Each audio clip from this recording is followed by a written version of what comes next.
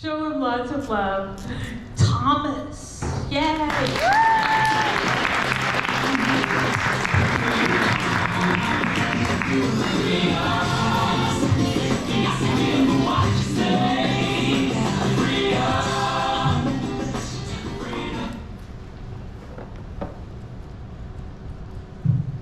They say fairy tales have happy endings, though the passage may be rough. God, is that true? You know, by the time I hit my 30s, I thought I would have found my happy ending. But no, there I was, single, working a dead-end job, living paycheck to paycheck, in a small town that was going nowhere fast. So, at 34, I made a drastic change. I joined the Navy.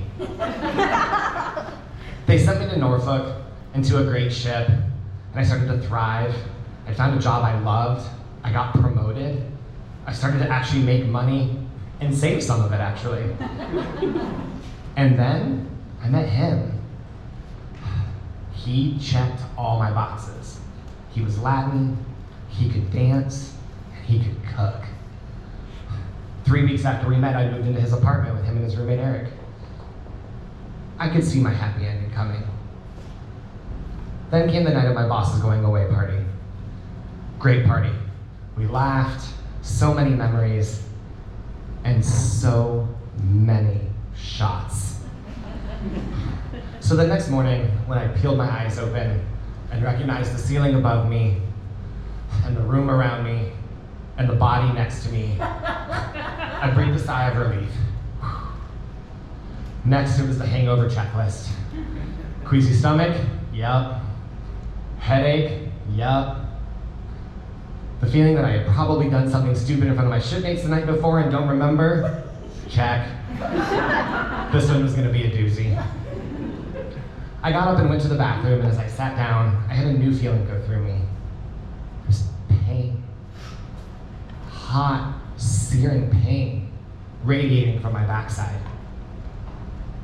I'd felt the sensation before, but never quite like this. And it hit me.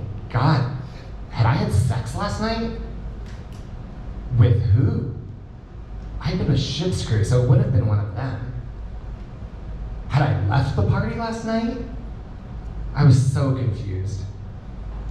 I sat there in mental anguish and physical anguish, thinking, how was I going to explain to somebody I was falling in love with that I thought I had cheated last night? And that's when I saw it. Next to our bed, the bottle of lube we had just bought 2 days prior and not had a chance to use, now half empty. I finished what I was doing, finished in the bathroom, and went and sat next to him on the bed, wincing as I sat down, and I shook him awake. Mi amor, my love, wake up. Oh, papi, what? What happened last night? Oh, you were so drunk. Yeah, babe, I know that one. I'm talking about this. And I showed him the bottle of lube. And he looked at the bottle, and then he looked back at me, and he looked at the bottle, and he looked back at me. And he said, what? You were begging for it when you got home last night. You wouldn't take no for an answer. Not a particular act I usually beg for, but whatever. The next day I went into work, and when I went into my morning meeting, I got a standing ovation from my entire ship's crew. And me, being the ham that I am, I bowed and said, you love me, you really love me. But why? My boy Alex walked up to me and said, dude, that was for best impersonation of a corpse Saturday night. What? It took 3 of us to get you to the car. 3 who? Me, Jay, and your man. Nice guy, by the way, I like him. I was super confused, so I texted him and asked him if this was true and headed into my meeting. By the time we were done, he responded back, and he said, and as I was reading it, it said, yeah, babe, I told you were so drunk. It took me and Eric to get you upstairs when we got home. And I read those words, but all I could hear in my head was, you were begging for it. You wouldn't take no for an answer. I told myself it's a night of shenanigans and to just get over it. But there are certain things you just don't get over. As the days turned into weeks, I became a different person. I was angry all the time. And there was this little voice in the back of my head that kept saying the same thing over and over. But I kept responding to it saying, no, it's not that. It can't be that. We're two men, and we're in a relationship. You're just self-sabotaging. Stop. But as those weeks turned into months, I withdrew from everyone, especially him. It all culminated one day when my chief asked me to do some menial task, and I didn't roger up. And he said it again, and that's when I turned and looked at him, and the words, "fuck you," were on my lips. I didn't actually say it, but he knew. Chiefs always know.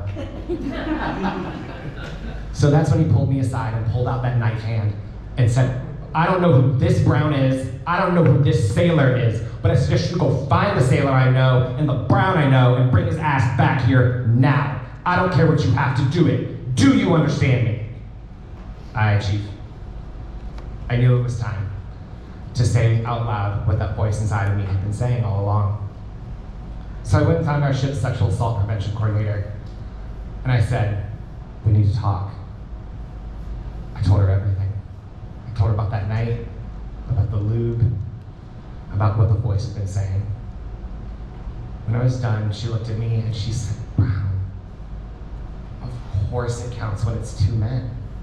Of course it counts if you're in a relationship, whether it's two men, two women, a man or a woman. It doesn't matter." And then she looked at me and said, "But this is what I want you to understand. What I want you to truly know is that it's okay to talk about it and that it's okay to ask for help." I knew what I had to do. I went back to our house and packed all of my stuff and sat waiting for him. When he got home, he looked at the bag and looked at me and was like, "Oh, Bobby, you going on deployment or something?" No. Still not ready to say the words out loud. And he just looked at me and then he said, "It's because of that night, right?" I just shook my head and grabbed my bag and started to walk out the door. And that's when he said the last things he would ever say to me. "You know it wasn't rape, right?"